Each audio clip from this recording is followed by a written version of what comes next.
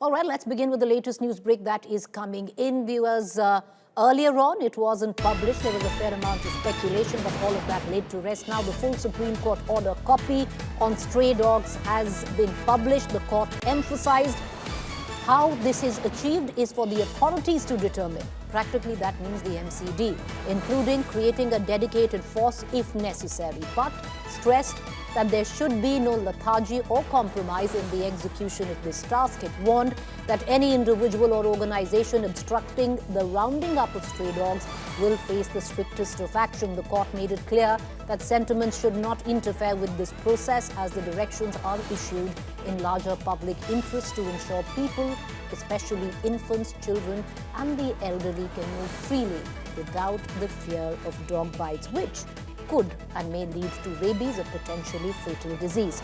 The court further mandated that stray dogs be placed in dog shelters or pounds, which must be adequately staffed to ensure sterilization, deworming, immunization and overall care.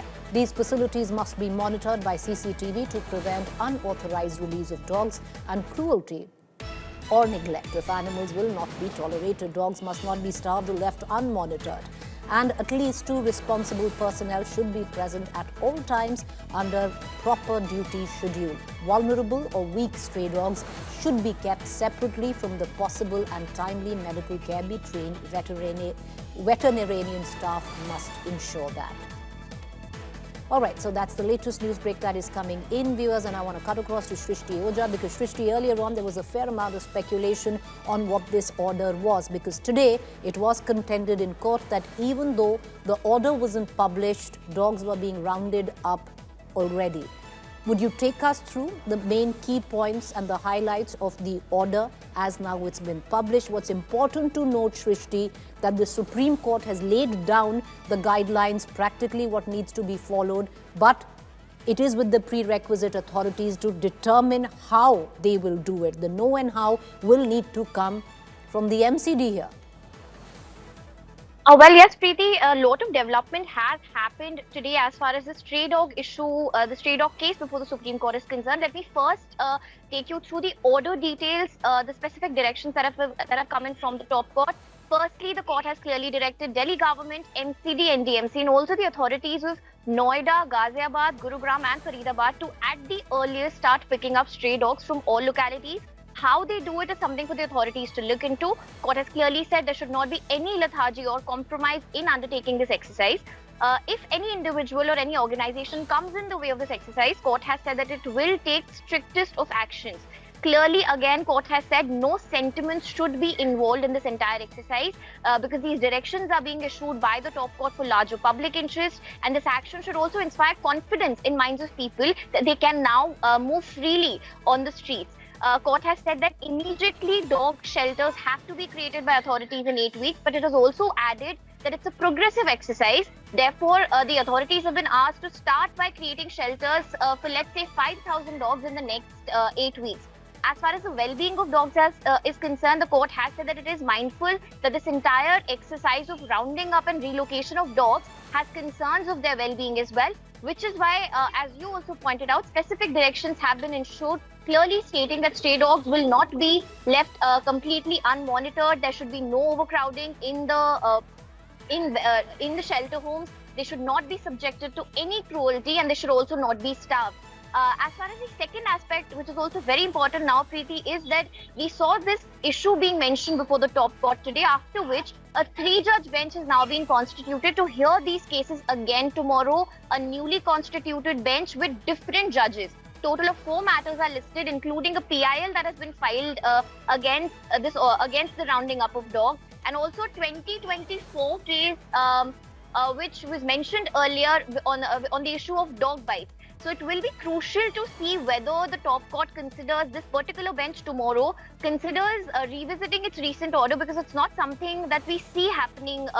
It's something that's extremely rare, one bench modifying another bench's order. But what's also been pointed out that there are 2 conflicting SC orders as far as dog bites are concerned, which basically gives this new bench a scope to interfere in some manner if it wants to. Considering this present order has divided opinion nationwide, The court's Okay. move tomorrow will definitely be closely watched, and the picture Two questions. will be You know, clearer. Shrishti, I just want to ask you two very quick questions. Number one, the Chief Justice of India today said he would look into it. What does it actually mean, and in what capacity will he look into the case? Because a lot of animal rights activists are taking that as something that the order can be relooked at. What does that mean? Number one. Number two, with this order published starting tomorrow, rounding up of stray dogs across the NCR region is going to start, correct? Well, answering the second question first, Preeti, yes, as per this particular order, the directions have to be followed immediately. The court has itself called this an immediate action. The directives that are coming from the Supreme Court, so the rounding up and creation of shelters has to happen now that the order is out. As far as the first question is concerned, as I pointed out earlier, the matters were mentioned, two different cases regarding the stray dog issue were mentioned before the top court for listing. We saw the court say that, the CJI say in fact, that the matter, the bench has already, another bench has already issued some directions, post which an hour back we saw a new bench has been constituted, a 3-judge bench has now been constituted by the CJI to hear this issue again tomorrow. Okay. Whether or not they modify this particular order or the Right. order stays intact is something that we'll know tomorrow. All right, Shrishti, appreciate you joining us with that quick update. I want to quickly move in to the next news break that we are getting in view. As a short while back, we had heard that Rahul Gandhi had approached the court with a threat to his life. Strange things are known to have happened, and similarly, Rahul Gandhi has now withdrawn his threat to life affidavit. Why so? The Congress says that the affidavit was filed without Rahul Gandhi's consultation. The Congress party has made it clear that a lawyer will withdraw the statement tomorrow. The affidavit claimed threat to Rahul Gandhi over Sabarkar remarks. Mind you, the affidavit was submitted in court by Rahul Gandhi's lawyer, and now the Congress seems to maintain that it was done without Rahul Gandhi's consultation, and now that affidavit is going to be withdrawn. Well, a little strange there, but that's the latest news break that we're getting in. So Rahul Gandhi's legal team that submitted the affidavit claiming there was a threat to his life will now withdraw the same affidavit, as they had not consulted with Rahul Gandhi. This is what the Congress says. Meanwhile, I want to take you now to our big news point of the day. A massive political storm brewing over the voter list survey in Bihar, with both the ruling BJP, the NDA government and the opposition trading serious allegations. While the top court today backed the Election Commission's move as voter-friendly, the controversy has sparked sharp protest and counter-attacks, including fresh claims, social media posts and street-level agitations. All of that in the backdrop, viewers, of Rahul Gandhi and the Congress maintaining Vote-Chori fraud, or the allegations they had made against the Election Commission. The BJP too, on that, hit back, with Anurag Thakur holding a press conference today.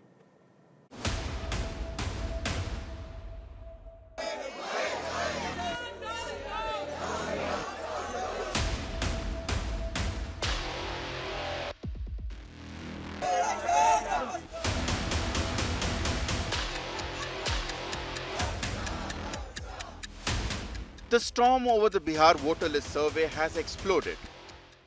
The Supreme Court on Wednesday observed that the special intensive revision being carried out in Bihar by the Election Commission is voter-friendly.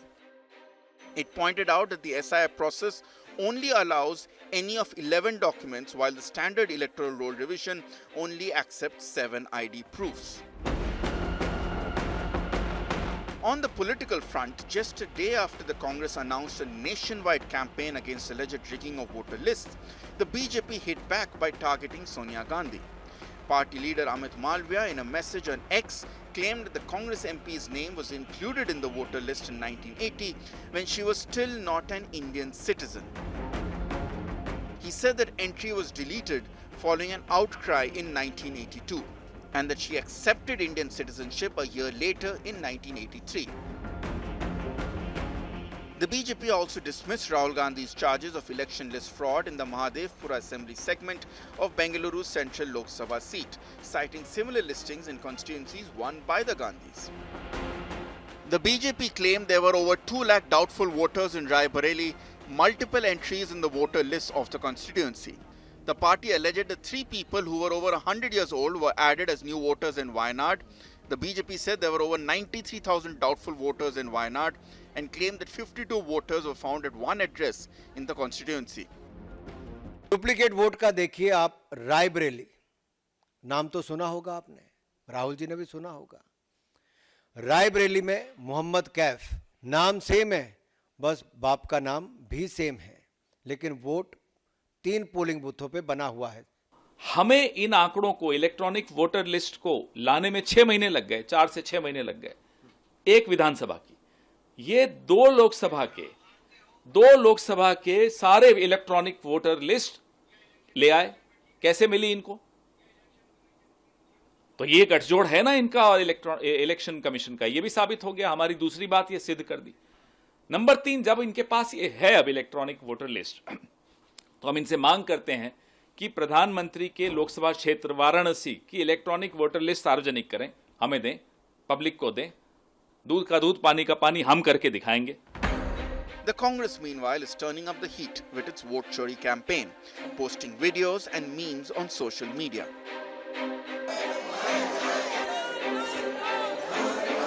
The Grand Old Party's nationwide protests will begin with candlelight marches in all districts on the eve of Independence Day.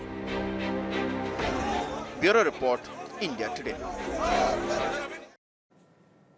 All right, so the big questions that we're asking this evening before we cut across to our political panel: India's election process under the scanner. Well, it's been under the scanner, at least in television studios where political debates are concerned, for a while. We're going to take that question to our political panelists. Congress's Vote-Chori campaign, hit or a flop, with both sides coming at each other, be it the Congress combined with the India Might and the NDA. Is BJP rattled or unfazed? Is the Election Commission caught in the political crossfire?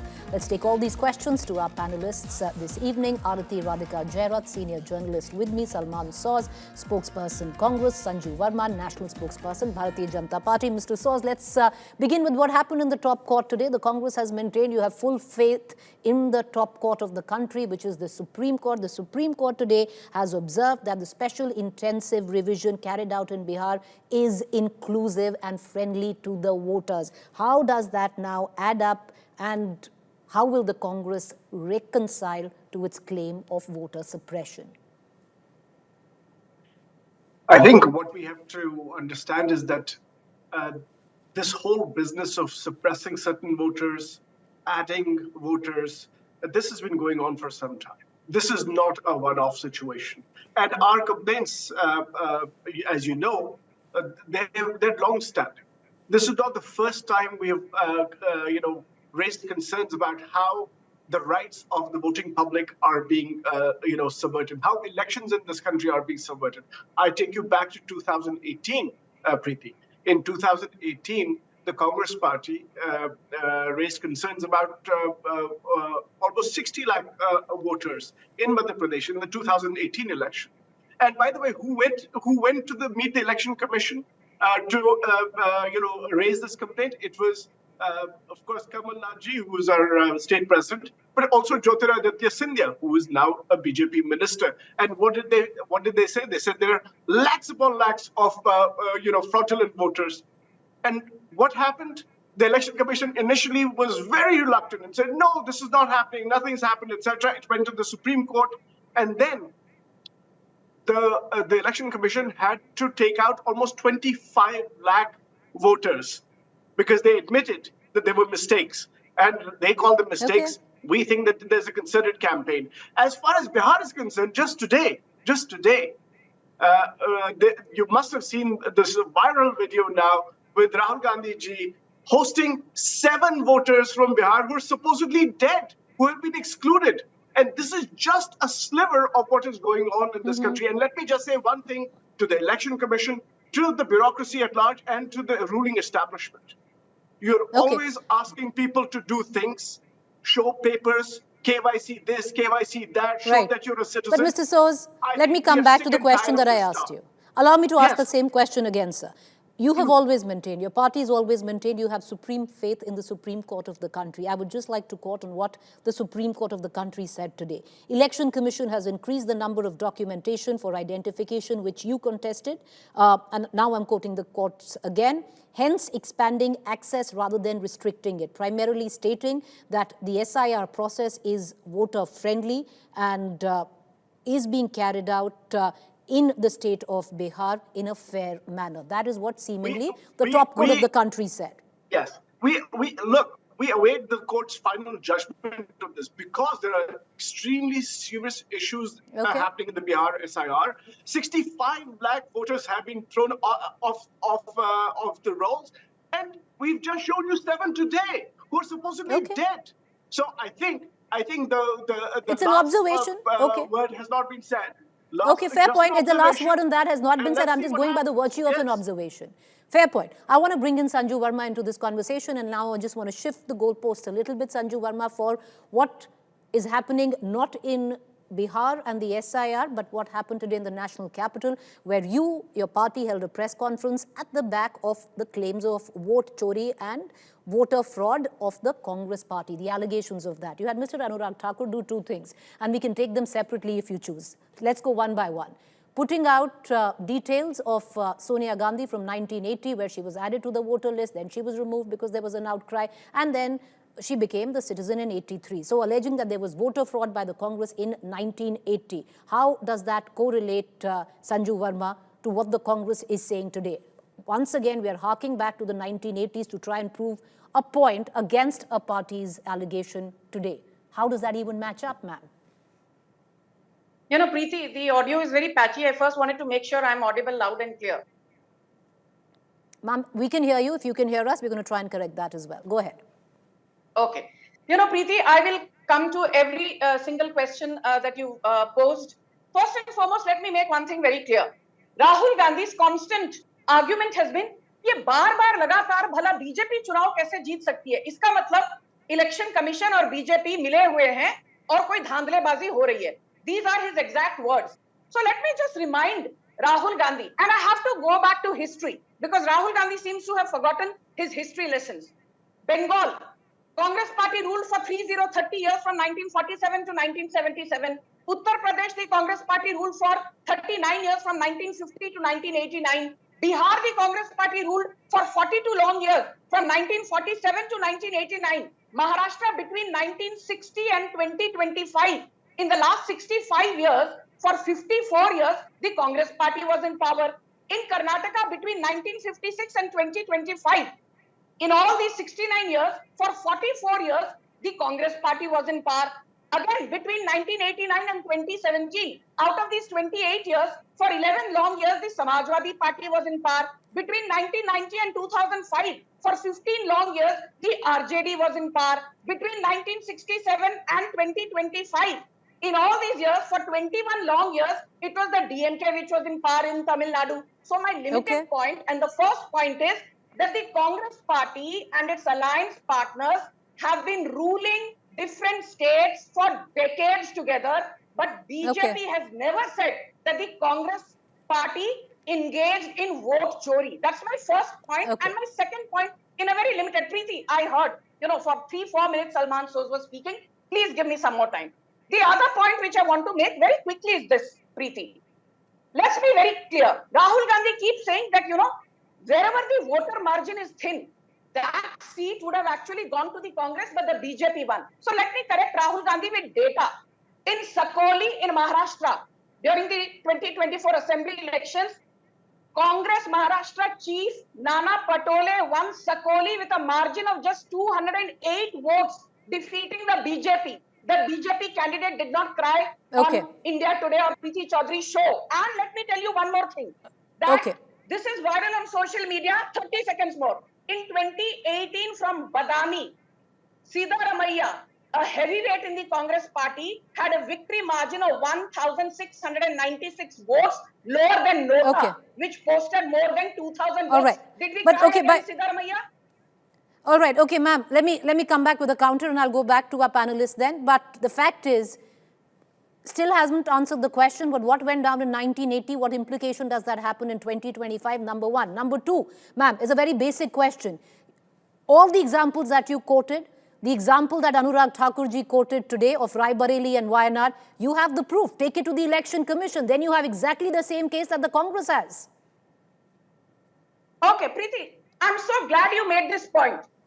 My simple argument is this. Rahul Gandhi has been engaging in shoot and scoot politics for the longest time. He's demonized the Election Commission. Election Commission, 1 minute, Preeti. Election Commission sent a letter to Rahul Gandhi saying, we are willing to engage with you and clear every doubt you have. On the 12th of June 2025, he bothered not to respond. Election Commission sent a letter on the 17th of July 2025. Rahul Gandhi chose not to respond. As recently as 9th August, the Election Commission sent a letter to Rahul Gandhi via Jairam Ramesh. Rahul Gandhi chose not to respond. Okay, Are you Sanjay telling Mama, me? No, please.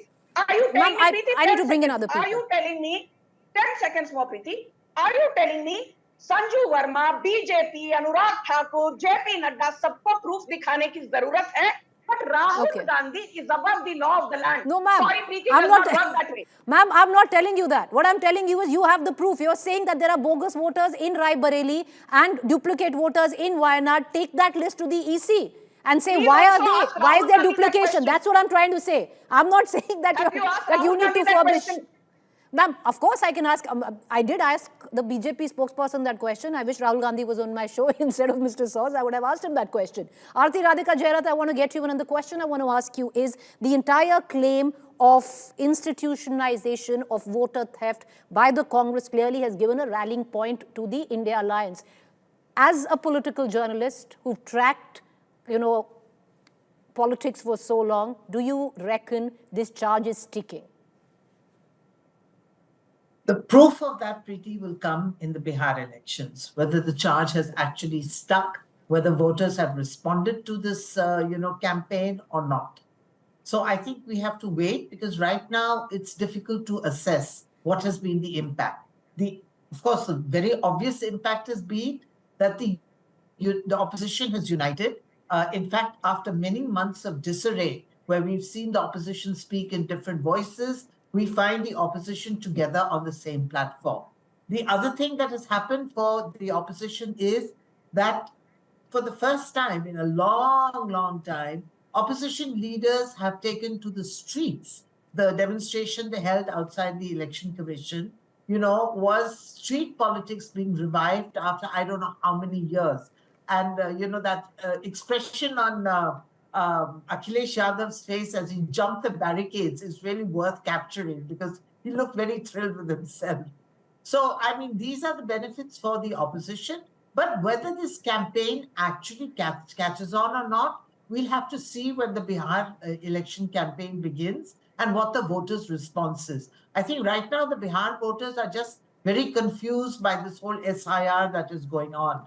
And they're still trying to make sense and still trying to gather their documents and still trying to ensure that their names are on the voters list. And, Preeti, I think one thing we must understand in all this, that for the poor of India, their vote is very, very precious because that is the only tool they have to make the government accountable, to change a government if they want to express a protest against a against a dysfunctional MLA if they want to. So it's a very, very precious thing.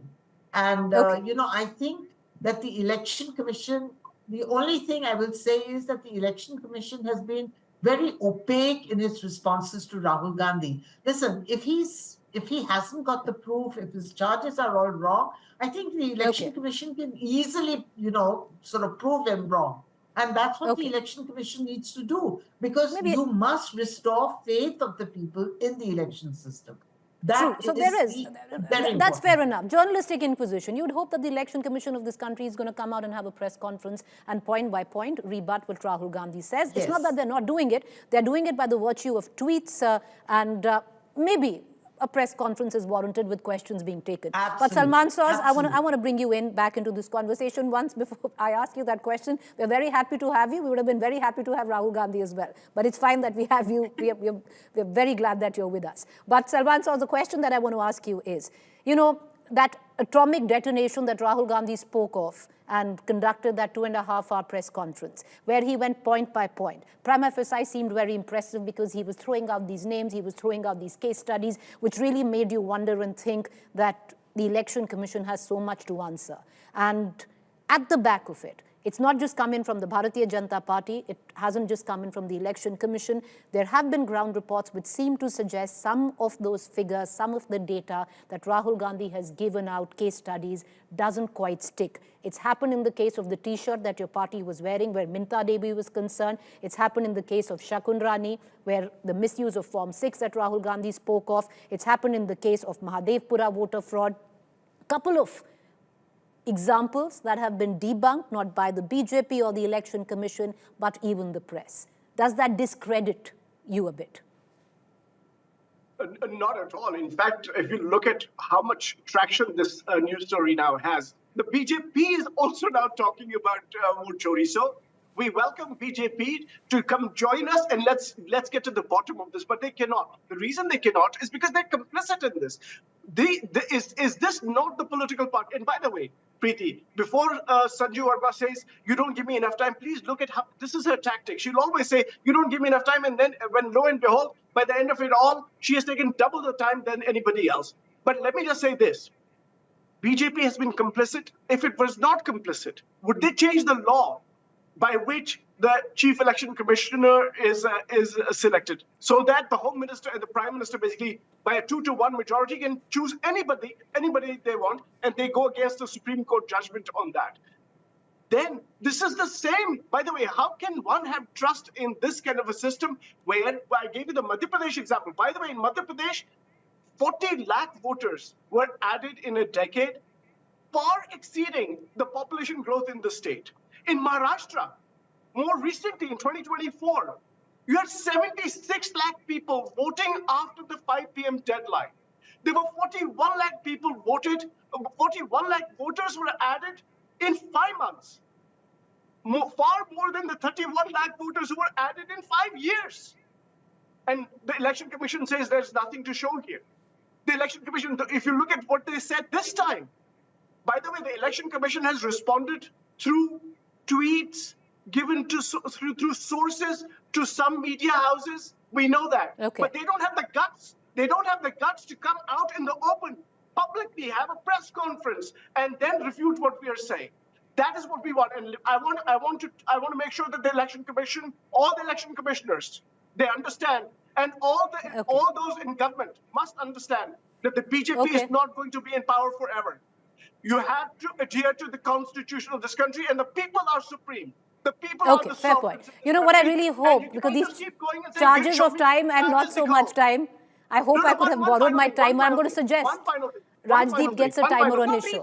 Mama, you'll get equal time. I'm timing it now. Equal time. Go ahead. Allow him and I'll come to you. We are all getting equal time.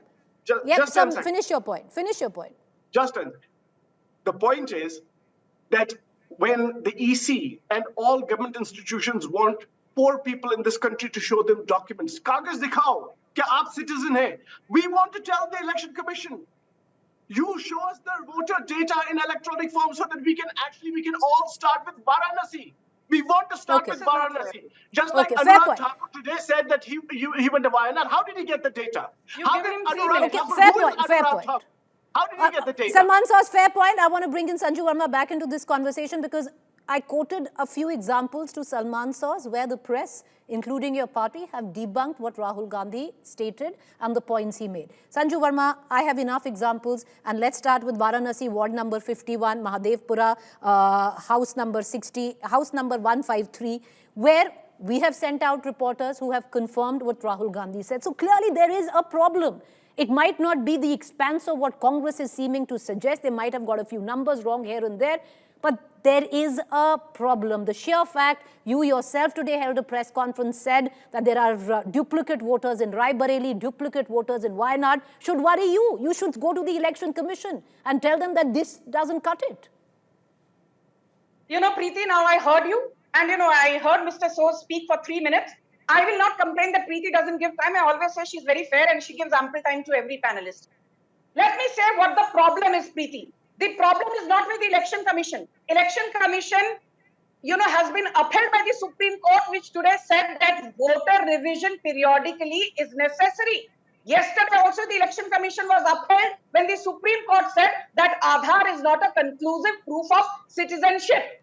The Congress had its face not covered in a flattering light when previous CJI Sanjeev Khanna and prior to him CJI Chandrachud both said the same thing. How is it that EVMs are working when the Congress wins Karnataka and Telangana, but EVMs are faulty when the Congress loses Lok Sabha 2024? In fact, CJI Chandrachud went to the extent of saying, stop creating fear and skepticism in the country by consistently doubting the country's electoral process.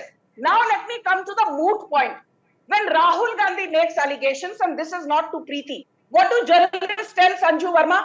Sanju Verma, you have to make sure that the Election Commission, debunks the lies of Rahul Gandhi. There has to be some element of truth. कुछ तो सच्चाई होगी राहुल गांधी की बातों में. Now when Anurag Thakur makes, certain allegations in a press conference, even then, it is Sanju Verma who's told, Sanju Verma, if you have the proof, go to the court.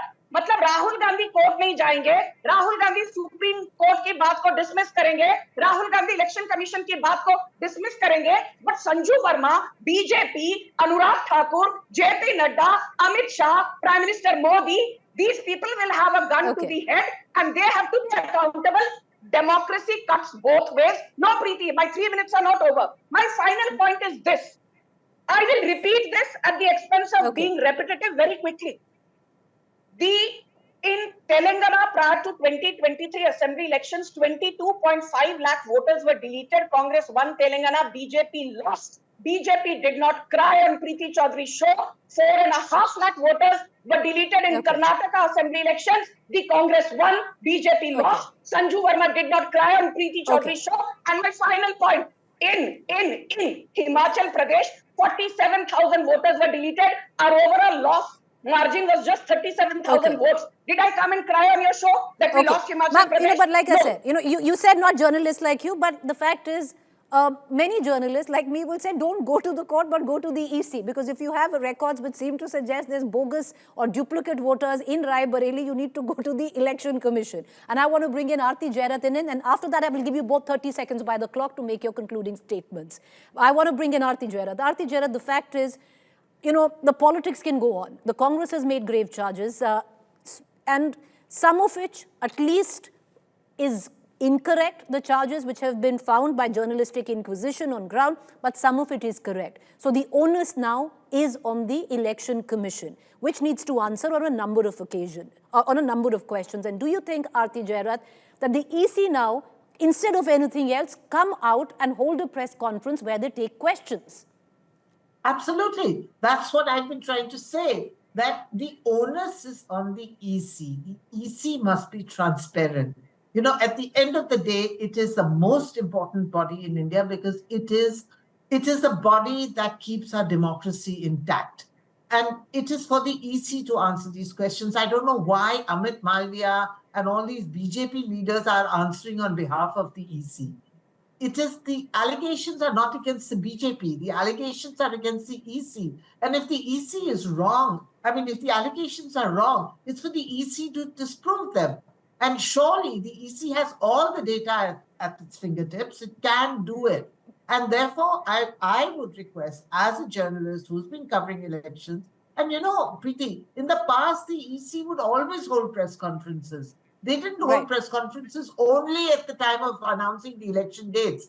TN Session was always available to hold a press conference. He is regarded as the strongest and the man who actually put the elections on track. So, I don't know why today the EC hides behind tweets. No, fair point. I would think, stories. Many would suggest, why should the EC, there are, ad nauseum allegations made, but if the EC needs to hold 100 press conferences, it should hold 100 press conferences to clear the doubt. Because it's above all. The leader of opposition who holds a statutory post. It's not just statutory. Anybody. It's not, I want to give in last 30 seconds, and I am going to so time it this time so that none of you exceed the time. Salman Saws, go, final comments, 30 seconds, sir. Your time starts now. I agree with Aarti Jairaj that the EC has to respond, and the EC has to be transparent. By the way, Prime Minister Modi, when he was candidate, Modi had urged the Election Commission at that time to say that you're a neutral umpire, act like it. And I think what I would suggest to the Prime Minister is he should now write to the Election Commission and say that the leader of the opposition has made some very serious charges, and we also are concerned about this, and we should do a full check. We should have machine-readable kind of voter rolls, and let us start with Varanasi. If the Prime Minister now does that, that would be one way to basically get past this crisis. All right, sir, hard cut. 30 seconds are over. 30 seconds are over. I'm going to reset my clock. I'm going to start your time. Sanju Verma, go now. Thank you, Preeti. With no offense to Aarti Jairaj, she's a senior journalist. She says, why is the BJP defending the Election Commission? Because Rahul Gandhi says Election Commission or BJP mile hue hain ji.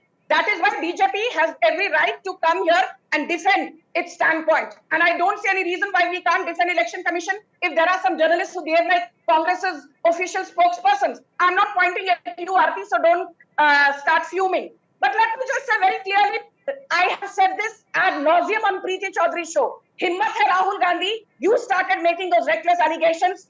Walk the talk. Resign from Raebareli. Okay, ma'am, hard cut. Hard cut. Time is over. Aarti Jairaj, I apologize. I don't have the time to come to you. I'm going to leave it at that, but I'm sure we're going to get you back on the show. Thank you for joining us, all three of you. I'm going to quickly cut across to the other story that we've been tracking very closely, and especially with Independence Day coming in on the 15th of August. Once again, the spotlight on that. A massive political row has erupted over civic bodies across the country ordering meat shops and slaughterhouses to remain shut on Independence Day. The opposition has described the ban as an act of food policing. The BJP and the opposition are locking horns yet again, this time over meat ban announced in many cities on Independence Day. A political row has erupted after several civic bodies ordered meat shops and slaughterhouses to remain shut on August 15th. Hyderabad MP and AIMIM chief Asaduddin Owaisi has slammed the Greater Hyderabad Municipal Corporation for directly closures on August 15th and 16th, which happens to be Krishna Ashtami. Owaisi called the meat ban a violation of citizens' right to liberty, livelihood, culture and religion. यौम आज़ादी है, खुशी का मौका है और हम आज़ादी की लड़ाई में हमारे बुजुर्गों ने क्या क्या कुर्बानियां दी थी, तो अब उस दिन भी अगर हम ये बोलेंगे कि नहीं नहीं ऐसा नहीं है, ठीक नहीं है, वो ठीक नहीं है, मुझे समझ में नहीं आया ऑर्डर क्यों निकाला गया और मेरी नज़र में एक अनकॉन्स्टिट्यूशनल है. And it is not just Hyderabad. Similar bans have been imposed in multiple districts across Maharashtra, including Shambhaji Nagar and Kalyan. Leaders across party lines have condemned the ban, calling it a crackdown on food habits. पहले अपनी सड़कें कैसी है, बिजली ठीक है क्या, पानी की व्यवस्था कैसी है, जनता को सुविधा कैसी मिल रही है, इन पे फोकस करें. जब ये सारी बातें उनको आती नहीं है, ठीक से आती नहीं है, तब क्या खा सकते हो आप, क्या पहन सकते हो आप, उस पे जाते हो. ये जो निर्णय है वो कोई नहीं मानेगा. जिसको जो खाना है वो खाएगा. ये स्वतंत्र दिन पे कोई हमें बता नहीं सकता कि आप क्या करें और क्या खाएं.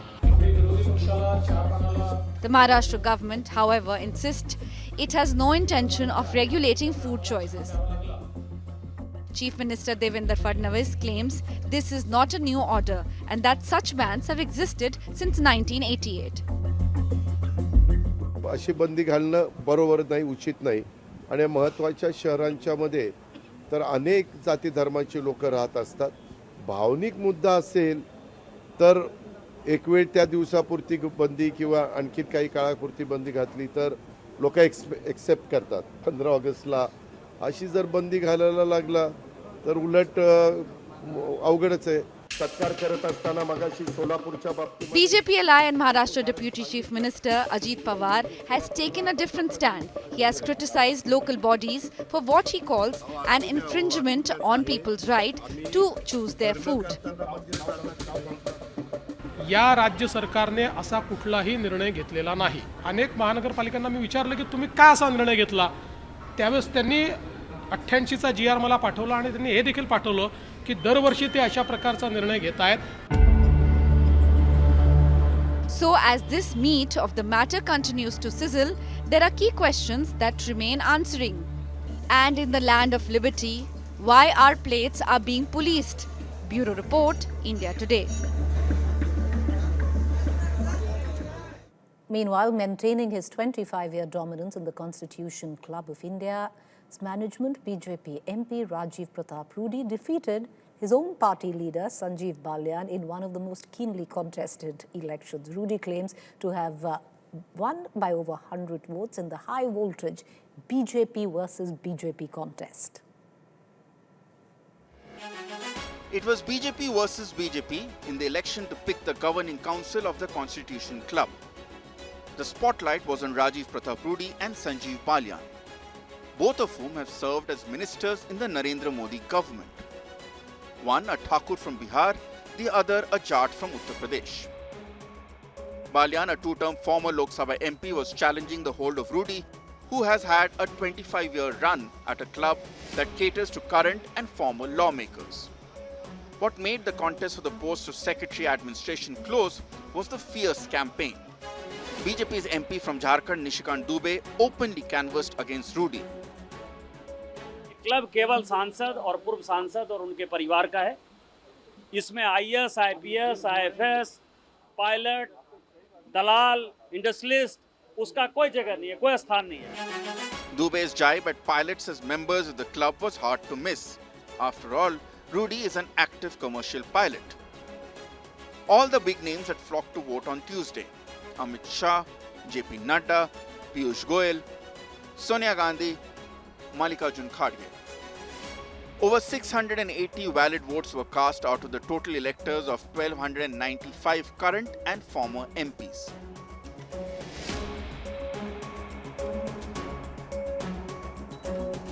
Well past midnight, Rudy declared victory.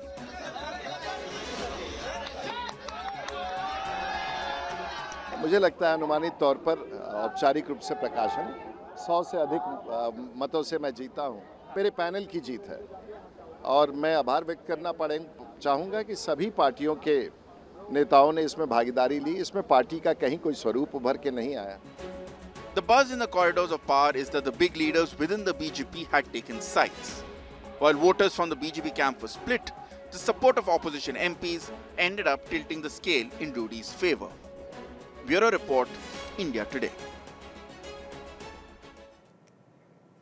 Well, what was most interesting is because it was one party pitched against the same party, BJP versus BJP, Sanjeev Balyan versus Rajiv Pratap Rudy. With that, I want to quickly cut across to another issue that has come in from the Supreme Court that changed the dynamics where Delhi NCR is concerned. Owners of older petrol and diesel vehicles in Delhi NCR have received a breather of sorts after the Supreme Court on Monday ordered that no coercive action be taken for now against them. The interim relief applies to diesel vehicles over 10 years old and petrol vehicles over 15-year-old and will remain until the apex court hears the matter again in 4 weeks. Meanwhile, the Delhi government argued that the age-based ban 10 years for diesel, 15 years for petrol is arbitrary as it does not consider how well the vehicle is maintained or how much it pollutes. It further requested the court to review the 2018 ruling that banned vehicles based solely on age in light of changed circumstances, improved regulations and better scientific tools. All of this, viewers, in the backdrop of how vehicles were being picked up, end-of-life vehicles were being picked up and taken to dump yards and scrap yards. I want to quickly go to our big questions that we're asking our panelists. Can ban on old cars curb pollution? Old vehicles ban unscientific pollution fight.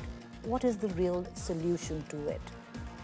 Cutting across to Anumita Roy Chaudhary, Executive Director, Center of Science Environment, CSC, Wimlendu Jha, Environmentalist. Wimlendu, let's begin with you because you're a big advocate of the NGT order that end-of-life vehicles, especially 10 years of diesel, 15 years of petrol, should be kept off the Delhi NCR roads. Data, Wimlendu, doesn't seem to suggest as these vehicles being the primary contributor to pollution, though. Sorry, I was not able to hear you properly, Preeti. Wimlendu, can you hear me? Yes, I can hear you now. Am I clear? Vimlendu, you've Yes. been an advocate of the NGT order that end-of-life vehicles be taken off from the Delhi NCR region. Having said that, Vimlendu, data doesn't quite seem to suggest that these are the vehicles that are the primary contributor of pollution where Delhi is concerned. No, to the contrary, Preeti. Actually, data suggests very, very clearly that almost 50% of air pollution contribution in Delhi is because of vehicular, and majority Vehicular of that traffic, yes. is Yeah. private But vehicles. not end-of-life 50%. vehicles, yeah. Of course, but at the end of the day, we also have data to prove that end-of-life vehicles, which primarily means 10-year-old diesel vehicles and 15-year-old petrol vehicles, they actually, if you look at comparison between BS2 and BS6, BS2 is primarily 10-year-old diesel vehicles, there's 16 times more NOx levels emission that we get from BS2 level vehicles. Similarly, if you look at ICCT and several other studies that have been done nationally by the government or internationally, it clearly talks about that there's no comparison between old and new. And there's also no comparison between roadworthy and airworthy. In the air regime that we all are living in, where average air quality index is almost 300, 400, 500 in that sense, we are not looking at some holy certificate that almost like a dead PUC van that gives you, and that becomes like a holy certificate to tell you that your vehicle is fit. Every scientific data. Imagine, by the way, in London, you have to pay 1,800 rupees per day more if your vehicle is older than 10 years. In Singapore, the vehicle gets deregistered if your vehicle is older than 10 years. And imagine the air quality index of a Singapore or a Paris or London and Delhi. And therefore, I think this is stemming out. This entire frustration is coming out of this middle class, affection, nostalgia, love, inconvenience for vehicle. Of course, one day they would like to complain about bad air, but at the same time, they don't want to let go of their BMW and Mercedes. How can an old vehicle with old technology and old combustion system, old fuel sensors be better than the new ones? And at the end of the day, what is more important? Fine, a middle class aspires to find a vehicle, but also a middle class aspires to live longer and have a asthma free lung in that sense. So it's a question of priority rather than convenience. It's a debate that shouldn't even have happened. Fine, 4 weeks from now, Supreme Court is actually going to take a decision. Hope it's not middle class that prevails over the lungs and the overall, life expectancy that we're talking about. 10 years of life goes. That is government's own admission. Is that more important than the vehicles? Well, that's a question we can pose to Anumita Roy Chaudhary there. But Anumita, many look at it, what the Delhi government started as a populist measure to please the middle class where Delhi was concerned. And even though there is no direct correlation to the end-of-life vehicles contributing to the pollution, like the figures that Vimlendu gave, overall it is vehicular pollution, that makes Delhi suffer the most where bad air is concerned. You're on mute, Anumita. Unmute yourself. Go ahead. Yes. Can you hear me? Yes, go ahead. Right.